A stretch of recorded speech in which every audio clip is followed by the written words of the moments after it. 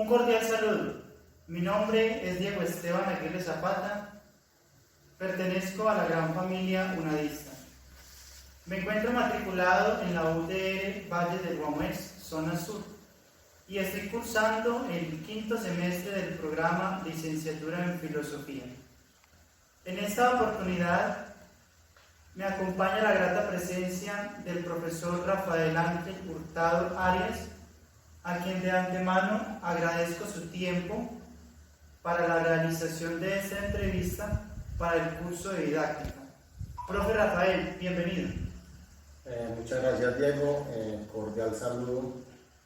Pues muy agradecido antes con el estudiante Diego, que pues, ha estado muy, digamos, comprometido con su labor estudiantil como aliado de la institución educativa Ser la Unión del municipio de Cañas-Gordas. Muy buenas tardes. Buenas tardes, profe. Bueno, para también ir iniciando y entrando en confianza, profe Rafael, cuéntenos un poco de su vida personal, de su vida familiar, dónde nació, dónde vive actualmente, además, dónde realizó su proceso formativo básica, primaria y secundaria. Inicialmente, pues, yo soy de familia campesina, vivía en la vereda San Luis del Café de acá del municipio de Cañas-Gordas.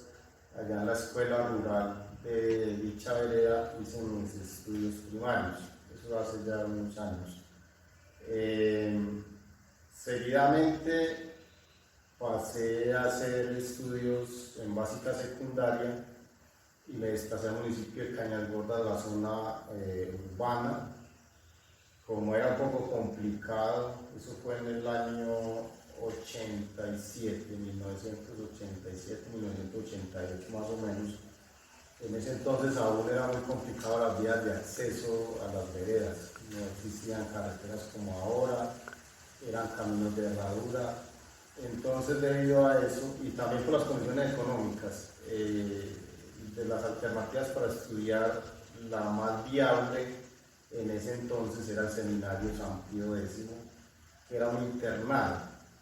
Ahorita es colegio público, pero en ese entonces era una institución privada de carácter religioso, manejado por la diócesis de Santa Fe de Antioquia.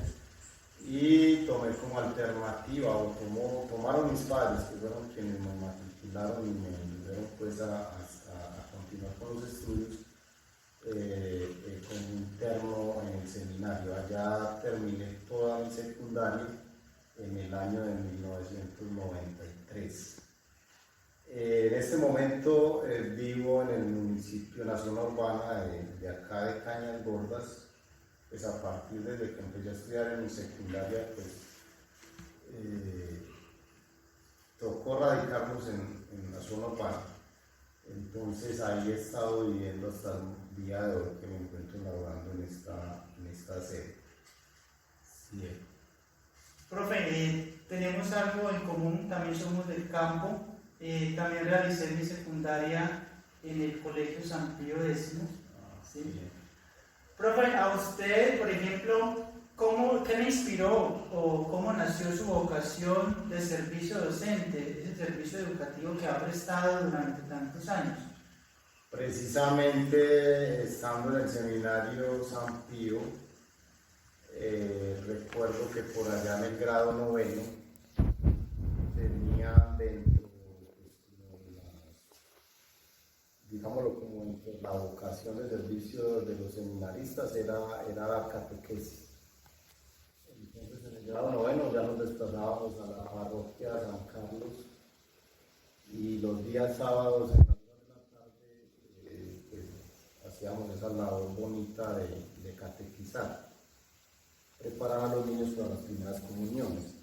Pienso que fue a partir de ahí que empecé como a notar que me gustaba el cuento de orientar a los niños, ¿cierto? De formación. Fue de las primeras experiencias, digámoslo así, donde yo pues, me desempeñé desempeñé y vi que me gustaba y que daba resultado pues esa labor de formación y orientación. Posteriormente yo pasé al seminario mayor, estuve 2 años, entonces allá ya era más serio ese servicio, digámoslo así, era de más compromiso. Y más disciplina Y también. claro, entonces allá pues fue prácticamente donde yo vi, ¿no? Lo mío yo creo que es la docencia más de pronto que el sacerdocio. Sin embargo, pues tenía otras iniciativas, entre ellas me gustaban las fuerzas militares en ese entonces también. De hecho, cuando yo me presenté a la normal, yo me había presentado a la escuela Carlos Holguín, que es una de las escuelas de policía acá en Medellín, y a la par pasé a las 2 partes, pero cuando me llamaron a la segunda etapa a la escuela Carlos Holguín, yo ya estaba conectado con la normal, ya había iniciado prácticamente mi carrera docente, pues en la formación docente, y entonces decidí quedarme mejor con la docencia. Sí, el docente está presto también a servir desde diferentes ambientes y aspectos laborales. Profe, ¿recuerda usted en qué universidad empezó su proceso, su carrera profesional de docente? Sí, claro que sí, recuerdo mucho. Yo, pues siendo bachiller académico, en ese entonces ya exigían para poder iniciar como docente, necesariamente había que hacer una técnica mínimamente en pedagogía o ser normalista superior. Eran las 2 opciones que se brindaban. Como yo era bachiller académico, pues lógicamente no me podía vincular al magisterio. Entonces, pues averiguando, me habían dado una licencia de maternidad para cubrir en una vereda, que era muy corto tiempo, realmente eran 90 días, mientras se hacía el proceso de contratación y todo esto con el municipio, pues prácticamente lo que laboraba uno era por ahí 2 meses, un poquito. Pero tuve la oportunidad de elaborar, esa fue mi primera experiencia incluso, como docente cubriendo mi capacidad por maternidad de una profesora, y con esa poquita experiencia me pude ingresar a la Normal Superior de Frontino, Miguel Ángel Álvarez, y ahí fue donde yo realicé pues mi pedagogía, ¿cierto? Para poder ingresar posteriormente a la carrera docente. Estando en la Normal de Frontino, la rectora de la Normal, que en ese tiempo se llamaba María Victoria González, me dijo: profe, ¿por qué no? Pues usted ya terminó la normal, ¿por qué no continúa sus estudios superiores con la Universidad de Pamplona? Y ella era docente en la Universidad de Pamplona precisamente, y fue la que me dijo: no, continúe, que eso es como lo más viable ahorita, seguir estudiando, haga su profesionalización. Entonces inicié mi carrera en una licenciatura en lenguaje y comunicación. Ahí fue donde me perfilé ya y pues me especialicé. Y afortunadamente, estando en ese proceso en la Universidad de Pamplona, se presentó el primer concurso docente del 1278, y lo pasé y ya me vinculé en el magisterio. Eso fue en el año 2005-2006. Entonces ahí empecé. Gracias al apoyo pues, de los profes de la normal, que me indujeron a continuar, y al apoyo lógicamente de mi familia, mis papás y mis hermanos mayores, que me apoyaron en el proceso. Bien sabemos que muchos jóvenes de campo, como el profe, presentan diversas dificultades económicas. ¿Cómo surgieron esos recursos? ¿Usted cómo enfrentó esos momentos en la universidad para no abandonar sus estudios? ¿De dónde salieron los recursos? Pues afortunadamente en la primera etapa, que fue la normal superior, muy duro, porque pues afortunadamente mi papá y mi mamá pues me apoyaron bastante, y un hermano mayor que ya estaba laborando.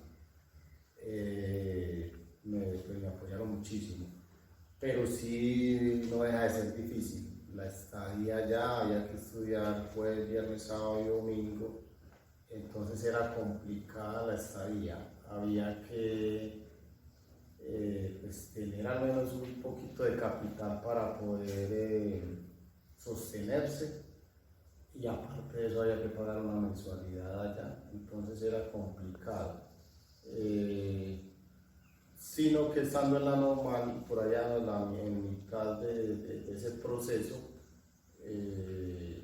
aparecieron por ahí más reemplazos por incapacidades, y con eso me iba solventando un poco, pero fue más el apoyo familiar para no desistir. Sin embargo, hubo muchas dificultades, claro, para el transporte, para la estadía, y contando con gente muy buena,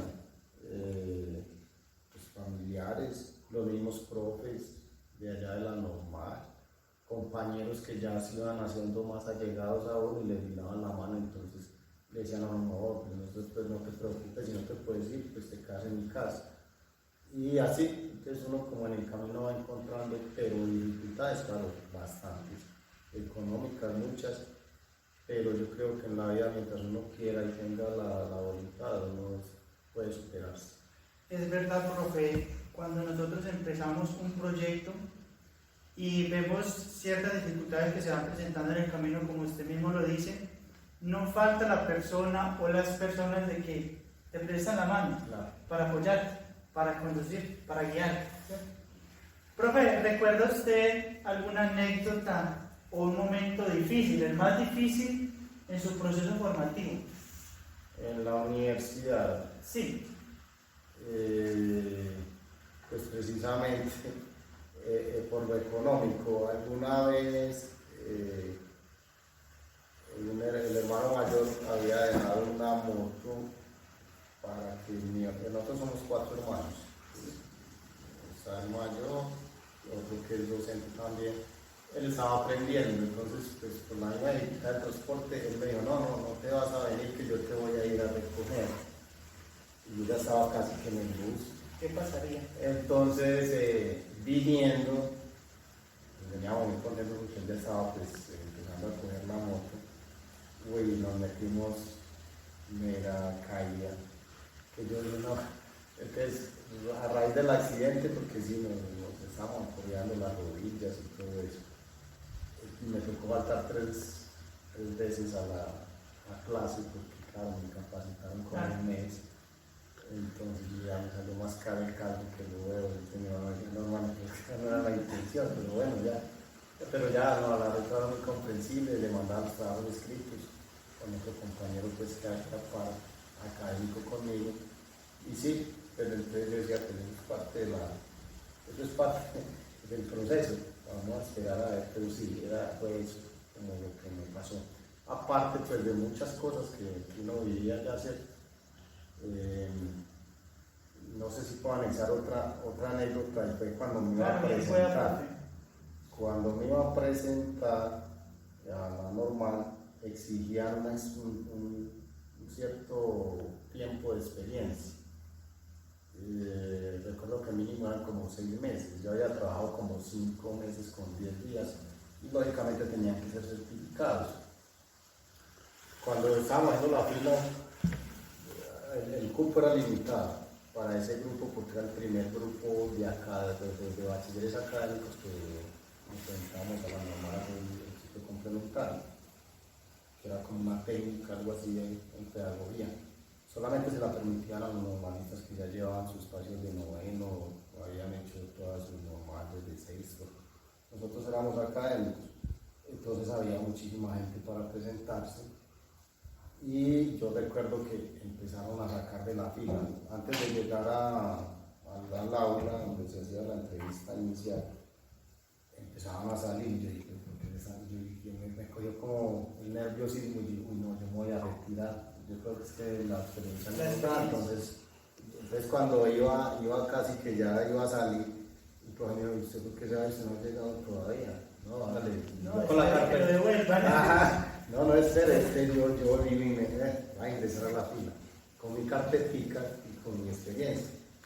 Cuando llegué, pues la psicóloga encargada de la admisión me dio un documento. Entonces yo entré, lo que pasa, psicóloga, es que yo creo que no cumplo con el tiempo completo. Me dijo, no, pero venga conmigo. Me dijo, no, presente de todas maneras, porque todo el que pasaba de la puerta pues se sentaba, se ubicaba dentro del recinto para hacer la prueba escrita de admisión. No, pero usted tiene bueno, al menos tiene casi que todo lo que se requiere. Presente la prueba, depende de la prueba escrita, pues continúa o ahí vamos a hacer. Y bueno, pues me quedé. Yo sí, pues le coloqué todo el empeño a la prueba y todo. Cuando salimos, yo dije, no, yo creo que aquí estoy perdiendo el tiempo. Lo mínimo es que me van a llamar es para decirme ¿Qué no pasó? Cuando me llamaron, me acerqué un poquito como de desconfianza y yo, Con sustico. ajá. Me dijo la psicóloga, de las pruebas que mira escritas, esta es como la mejor. Te fue muy bien en la prueba. ¿Usted es lo que institucional trabajaba? Pues ya le comenté, ¿no? Yo tuve como 3 experiencias en veredas, pero pues, ya sabía que era un consejo directivo, pues cositas que se manejan dentro de la organización institucional. Y entonces me dijo, no, te fue muy bien en la prueba, Rafael. Y yo, ustedes son unos candidatos, no, tranquilo. Dentro de 15 días, si Dios quiere, viene a la primera reunión para que arranquemos por ahí en 3 semanas. Entonces ya la preocupación era ahora dónde me voy a quedar y bueno, ya el caso fue que surgen nuevos problemas, nuevas dificultades se están presentando. Y como enseñanza queda que, hombre, uno tiene que confiar en uno mismo y en lo que a veces las cosas no son así como tan, se van viniendo oportunidades y hay que aprovecharlas. Donde yo me retire de una vez, pues no estaría aquí quizás. No sé, sí, claro, porque claro, esa era la puerta de entrada para poder ingresar. Ahora bien, después de esta anécdota un poco compleja, ¿qué aspectos los más relevantes recuerdas en ese proceso? Relevante, hombre, a mí me parece que en la carrera docente la pedagogía es bastante importante. Pues, como experiencia de normalista, siento que fue como la que me moldeó. Yo pienso que los compañeros que hemos transcurrido en ese mismo camino de la normal, de la licenciatura, vemos eso. O sea, algo relevante en la docencia es la pedagogía, el arte de enseñar, de llegar, no solamente a los estudiantes, sino como también a las comunidades. Yo le tengo que agradecer personalmente mucho a la normal, porque aparte pues, de que fue la puerta de entrada a mi carrera docente, me enseñó muchísimas cosas. Los profesores eran muy, digámoslo así, muy basados en la realidad de las instituciones educativas. Análisis de muchos casos, nos llevaban mucho a las escuelas rurales urbanas. Entonces eso lo hace a uno, lo forma, ya lo prepara. Cuando uno llega a una comunidad ya pues sabe a qué se atiende. De pronto, comparado, pues sin hablar más de las universidades, a veces se encuentran falencias en la parte pedagógica, porque en la parte teórica y de fundamentación es muy completa la universidad, y yo también pues la hice. Pero si esa parte de pedagogía, a veces uno habla con compañeros y le dicen, no, pues fundamentación tenemos mucha, de pronto conocimiento del contenido demasiado, pero ya esa parte práctica, hermano, de cómo llegarle al niño, el método, la estrategia, el jueguito, eso falta a veces y es muy necesario. No solamente en la escuela, en el colegio, con la misma comunidad, eso es bastante relevante. Y la parte del liderazgo social. Yo pienso que un docente es como aparte de a veces ser el único personaje que representa al Estado dentro de la comunidad, no deja de ser el todero de la institución educativa. Se convierte a veces hasta en médico, en enfermero, en psicólogo. Toca aprender de todo un poco. De todo un poco, entonces toca con todo, la parte social, a veces hasta los problemas familiares tocan, entonces uno, pues, en vez de encender tiene que pues, ser muy neutro en esas partes y ser muy conciliador. Pienso que es eso. Aprender a escuchar también, analizar.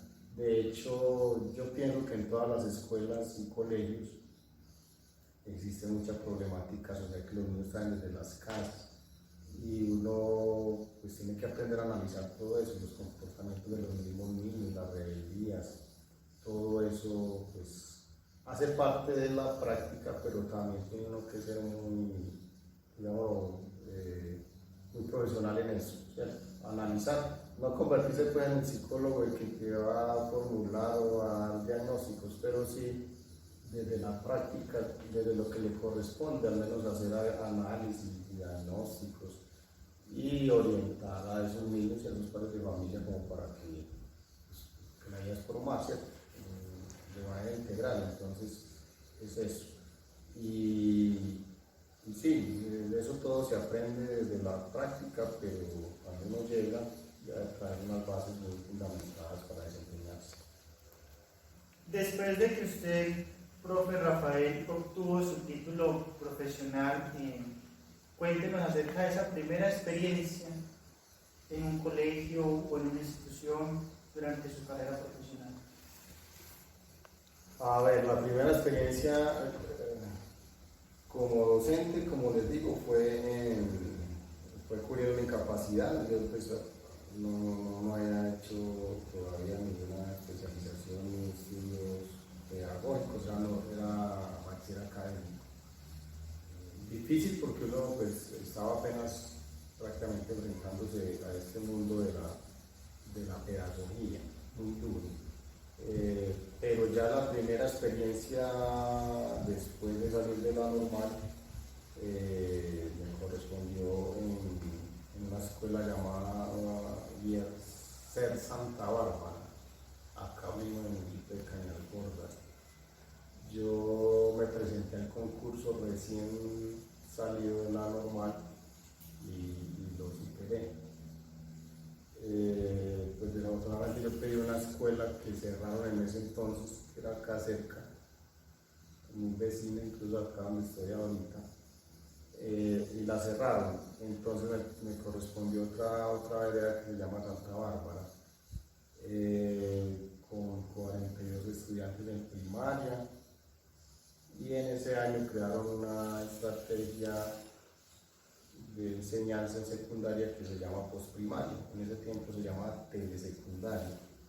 Entonces ya no éramos 42, sino que había como unos 20, 22 más en secundaria, ya que era una escuelita de bastante personal. Entonces éramos dos profes, uno para secundaria y otro estaba en primaria. Muy buena la experiencia porque yo ya, pues, usted sabe que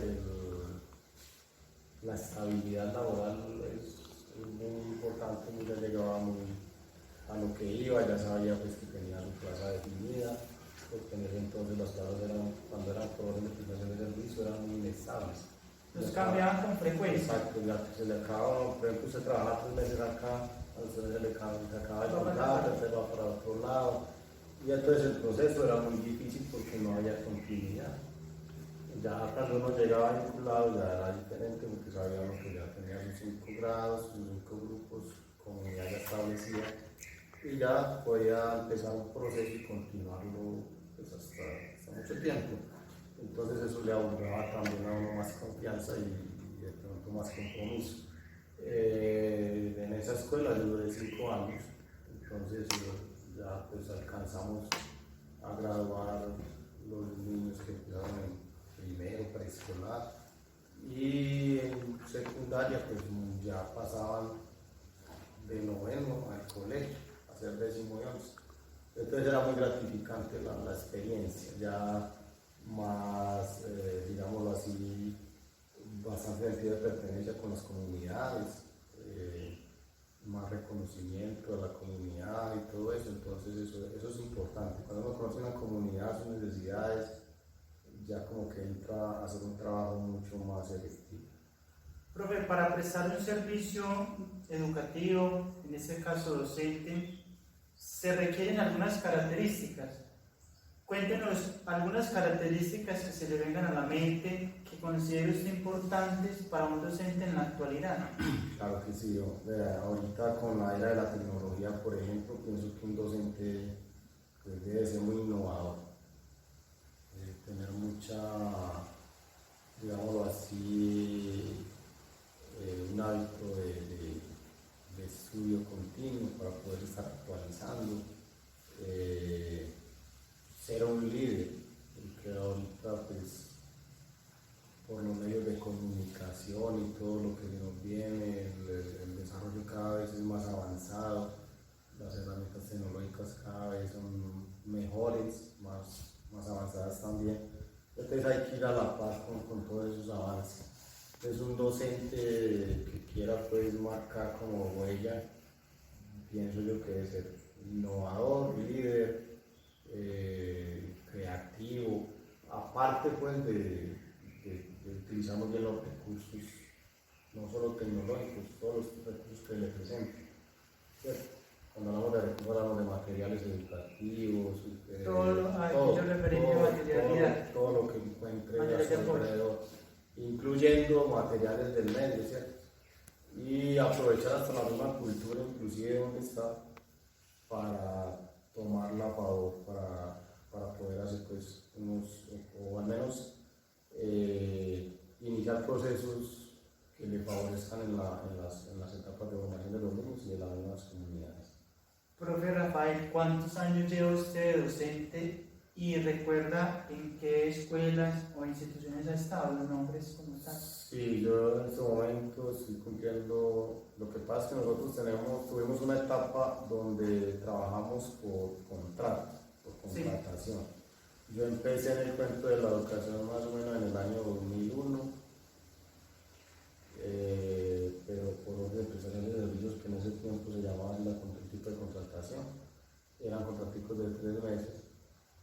Ya en el 2006, en el 2005 concursamos, se demoró más o menos un año mientras transcurría pues todo el proceso de vinculación. En el 2006 ya me llegó el decreto de nombramiento en propiedad, o sea, desde el 2006 hasta ahora nombrado en propiedad. Las instituciones educativas que he recorrido desde el inicio, yo trabajé en el seminario Santiago X por horas, dando artística y ética. Recuerdo que me dieron unas horitas de trabajo, ahí arranqué con secundaria. Luego, posteriormente, trabajé en la escuela San Luis del Café, que fue donde hice la primaria. Luego en la vereda del Café, sede del Café. Luego trabajé en el Alto de la Aldea, una sede del corregimiento de San Pascual. Luego trabajé en Santa Bárbara, de Santa Bárbara pasé a Nicolás Gaviria, sede urbana. Trabajé 2 años y medio en la sede urbana, de ahí apareció el programa de mejoramiento de la calidad de la educación que se llama, porque aún existe, el PTA. PTA es una estrategia de calidad del Ministerio de Educación, que se llama Programa Todos Aprender, y me designaron 2 colegios para hacer acompañamiento pedagógico. Adolfo Moreno Úsuga en el municipio de Útica y Benigno Mena en el municipio de San Jerónimo. Allá laboré durante 6 años, del 2013 hasta 2019. En el 2019 regresé nuevamente a la institución educativa Nicolás Gaviria, a la sede donde me habían prestado como docente tutor, que así se llamaba, y de Nicolás Gaviria más o menos a los 20 días pedí traslado para esta sede en la Unión, y desde ese entonces estoy acá en la Unión. Esas son las sedes que he recorrido. Es decir, profe, que este año estamos en aniversario, 17, 18 años de docencia. Más o menos, sí. Gracias a Dios. Sí. Usted como maestro, a lo largo de su proceso, estos 17, 18 años, debe de tener en cuenta algunos pasos claves para diseñar sus clases. Cuéntenos un poco de ello. Claro que sí. Mire, precisamente pues, desde la normal superior eran muy claros las fases que se deben de tener en una clase, que era la etapa inicial, la etapa de desarrollo de la clase y la etapa de evaluación, la etapa de cierre o que se hacía el proceso de evaluación. Pero ya con el programa PTA se aterrizaron otras fases, como para darle mayor énfasis a las clases como aprendizaje significativo. Entonces, de hecho, lo estamos retomando. Nosotros tenemos un microcentro rural en la sede, acá en la institución educativa de Buenos Aires, que es a la que pertenece esta sede. Y en ese microcentro, pues, acordamos seguir esos pasos del PTA porque parece ser que son los más innovadores y los que de pronto han dado mejor resultado dentro del aula. Entonces tenemos la etapa de exploración, luego continuamos con la etapa de estructuración, práctica, transferencia y evaluación. Serían 5 momentos importantes en la clase que siguen una secuencia pues, como lógica y que realmente le aportan mucho al aprendizaje a los estudiantes. En esa etapa de exploración realmente lo que trabajamos son los aprendizajes previos de los estudiantes, lo que ellos conocen más o menos. Se hace un breve diagnóstico a través de preguntas o de una pregunta problematizadora donde se reconoce los niños hasta donde conocen la temática que se va a tratar. Posteriormente se les habla un poco, se les da un concepto breve de la temática a tratar, que esa sería la estructuración. Luego sigue la práctica, que es un pequeño taller o una actividad práctica donde ese concepto que ya se compartió lo lleven a la práctica, la palabra lo dice. Luego dice la transferencia, que es como hacer esa relación de lo que aprendieron teórico, de lo que practicaron, llevado como a la vida real de ellos, o familiar, o de la misma escuela. Y finalmente viene la evaluación, que ya es la evidencia de lo que ellos aprendieron y cómo lo van a seguir aplicando pues, para su vida cotidiana. Sí, entonces, durante el desarrollo de esos pasos, el diseño de esos pasos, ¿qué entiende usted por didáctica? Cuando hablamos de didáctica, que yo creo Claro. es como el arte o la técnica de enseñar, de orientar sus procesos de formación, de acompañar, porque realmente pues, el docente lo que es un acompañante del proceso, un orientador y acompañante a la vez. Incluso me parece a mí que suena mucho mejor acompañante porque prácticamente uno se debe de centrar como alrededor de los estudiantes a ingeniárselas cómo puede aprender mejor el niño o la niña o el estudiante, el joven, con lo que él ya trae dentro de sí. Los niños saben muchísimas cosas. Lo que pasa es que a veces nosotros las ignoramos, pero la idea es aprovechar ese aprendizaje que ellos traen y crear técnicas o estrategias de tal manera que aprovechemos lo que él trae, anexándole otras fuentes de conocimiento que no las tiene uno, que están dentro del mismo medio, como son los medios tecnológicos, los libros, las bibliotecas y otras cosas que ellos pueden investigar y anexarle a sus aprendizajes previos que ya traen. Entonces esas técnicas son demasiado importantes porque es la manera de llegarle al estudiante para poder crear un aprendizaje pues, como significativo, que no resta importancia pues, a lo que, porque muchas veces uno llega con una temática y uno dice, ¿para qué? Mientras no haya un interés o un aprendizaje pues, intencional, pienso que se pierde pues, el espacio o la posibilidad de que ellos y tampoco alcanzan a comprender mucho sobre el tema que se quiere tratar con ellos. Ajá, eso es sí.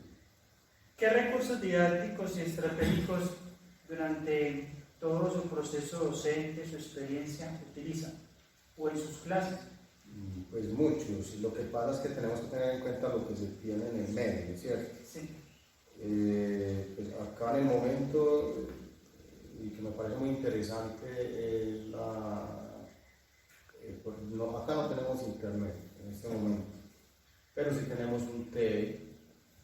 Entonces yo lo que hago es descargar los videos. Nosotros planeamos en equipo, horarios. Entonces generalmente en las planeaciones que compartimos van intercalados algunos enlaces de videos didácticos que ayudan a apoyar conceptos dependiendo de la fase de la clase, ¿cierto? O a veces prácticas o a veces experimentos, como para que ellos lleven esos aprendizajes teóricos a la práctica, y lo hacemos mediante videos. Entonces yo los descargo en mi casa en la tarde y los traigo para compartirlos con los muchachos y analizarlos y luego hacer lo que se requiera. Tenemos la biblioteca. En la biblioteca hay una colección muy interesante que se llama la colección Semilla, que precisamente llegó con el programa Todos a Aprender, y es una colección que trae más o menos 256 libros. Buena cantidad. De hay una parte que es de cuentos, otra de poesía, otros son diccionarios, enciclopedias, otros, hay mucha variedad. Tenemos álbumes para los niños más pequeños de primero, segundo, preescolar, que son más imagen que texto, y donde se hacen pues como prácticas de lectura a través de imágenes, y así sucesivamente. También tenemos las guías de escuela nueva, que son pues una herramienta muy importante y bien utilizada, donde prácticamente trae esos momentos también de práctica, de preguntas de exploración, entonces el momento de evaluación. Entonces echamos mano pues como de todos esos recursos que tenemos en nuestro medio. Y hay otros libros, una colección de programas Todos a Aprender también, de matemáticas y lenguaje, que también es muy interesante, también la tratamos de implementar entre las planeaciones. Por el momento eso, así también como tenemos el proyectico de huerta escolar, donde también pues ellos relacionan los aprendizajes de ciencias naturales con el medio entorno, ¿cierto? Con lo que tenemos. No tenemos un espacio muy grande, pero sí ellos alcanzan a evidenciar pues muchas cosas como el crecimiento de las plantas, etcétera, entre otras cositas. Y tenemos algunos juegos didácticos que también se usan más que todo para los de la etapa inicial, para lectura, escritura y conteo y estadística en matemáticas. Muy bien. Profe, ¿por qué es importante la utilización de todos estos recursos?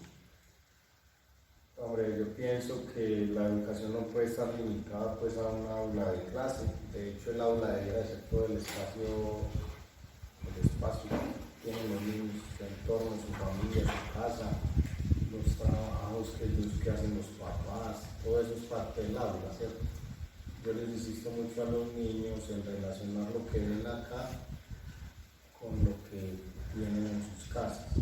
Por ejemplo, en ciencias naturales se presta mucho para hablarles cuando se habla de los seres vivos, de lo que ellos tienen en las casas, de los caballos, las vacas, las mascotas, de los cultivos que hacen los papás. Se relaciona también con ciencias naturales en esa área. Claro, tiene mucho. Y casi todas las áreas se pueden relacionar. Si usted va a hacer un cuento, por ejemplo, en lenguaje, ellos generalmente le hablan a uno de lo que ellos conocen de su entorno. Entonces, es aprovechar todos estos recursos, no solamente didácticos de la escuela, sino de lo que los niños viven cada día para mejorar los aprendizajes. Entonces, es bastante interesante. Yo pienso que es la manera como el docente analice, observe, identifique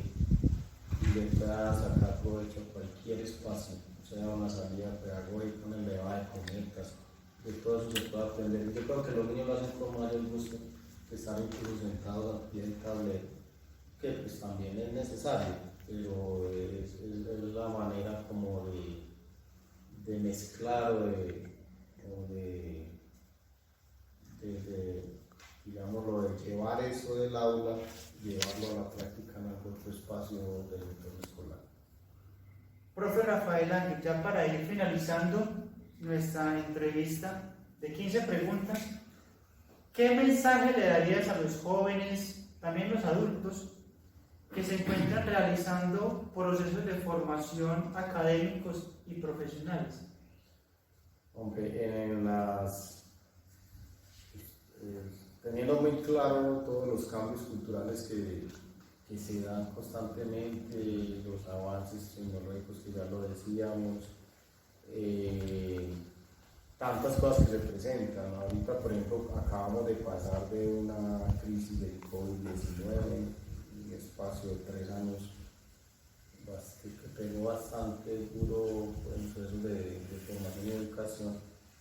Y teniendo todas esas realidades como en cuenta, teniendo también en cuenta los cambios culturales que hay ahorita, difícil, por ejemplo, la formación, familias de pronto descompuestas, niños desplazados, niños que vienen de unos espacios de violencia bastante fuertes que han estado marcados por eventos de violencia, ¿cierto? Que no es pues, ajeno a nuestra realidad en nuestro país, en el mundo incluso.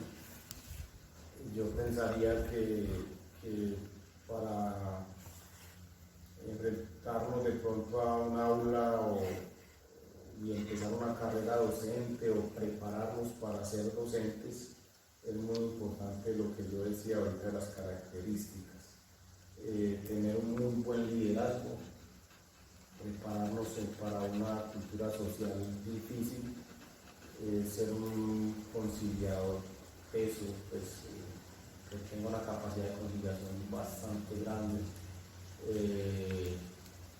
preparación continua, no solamente terminar la carrera universitaria nos augura ser unos buenos maestros. Yo pienso que tenemos que Una formación permanente. Exacto, estar capacitando continuamente, saber leer mucho la realidad y el entorno, a qué nos vamos a enfrentar cada día, qué problemática social en la escuela nos vamos a no tanto a enfrentar, cómo afrontarla y cómo tratar pues, de minimizar esos riesgos sociales de violencia, de drogadicción, ¿cierto? Preparar mucho las comunidades, incluso y los estudiantes en prevención a la drogadicción, en la parte de la sexualidad, toda esa parte es muy importante. Entonces yo pienso que un maestro de hoy tiene que estar bastante preparado, casi que ser un todero y ser pues, el líder que necesitan las comunidades para poder que la población estudiantil que tiene a su cargo salga bien preparada y bien formada para afrontar esas mismas realidades del contexto. Entonces, es eso. No cansarse de ser muy disciplinado, organizado y ante todo pues ser un maestro en todas las formas, en todas las maneras, ser el ejemplo pues, a seguir. No deja de ser uno el espejo de casi todos los estudiantes que lo ven casi siempre. De hecho, cada rato le dicen a uno, papá, porque le están confundiendo esa figura paterna en el aula, o si es una profe o mamá, ¿cierto? Porque siempre van a ver en uno como ese modelo a seguir. Entonces, sí, están muy preparados para todo eso y ante todo tener ese espíritu de innovación continua.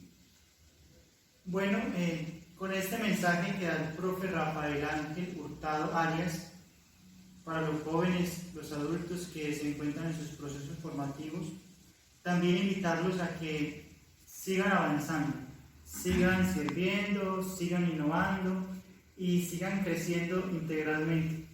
Profe Rafael, le agradezco la oportunidad que nos haya contado bastante acerca de su vida personal, de su vida familiar y también de su vida profesional. O sea, muchas gracias, Diego, por contar pues conmigo para este proceso y felicitarlo por estar, hermano, encaminado en la carrera docente. Yo pienso que es muy gratificante, no lo dije antes, pero es bastante gratificante también uno encontrarse las comunidades por las que pasó, los estudiantes que les enseñó a leer, les enseñó a escribir, que uno conoce sus realidades desde pequeños y encontrárselos ya profesionales. Eso es bastante grato.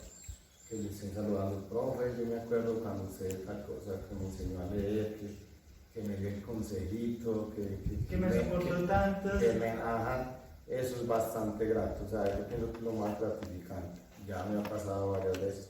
El mero hecho de que lo saluden, profe, ¿qué más? ¿Cómo está? Yo estoy laborando en tal parte, eso ya recoge frutos. Entonces yo pienso que no nos podemos cansar, pese a las dificultades. Ustedes saben que la realidad en Colombia y en otros países a nivel de pronto salarial de los docentes no es la mejor, pero yo creo que es más pues, la parte vocacional, digámoslo así, es la entrega que le coloquemos a nuestra profesión, lo que hace pues que las cosas salgan bien y que los estudiantes que tenemos a cargo pues tengan un proyecto de vida como bien fundamentado. Entonces, no, ánimo muchachos y yo pienso que es una buena elección aún. Todavía es hora de que salvemos la sociedad de muchos riesgos que hablábamos ahorita y yo pienso que los docentes tenemos una gran tarea en ese aspecto. Entonces, mucho ánimo y Diego, pues felicitarlo porque va muy bien encaminado y continúe adelante en su carrera. Muchas gracias, profe.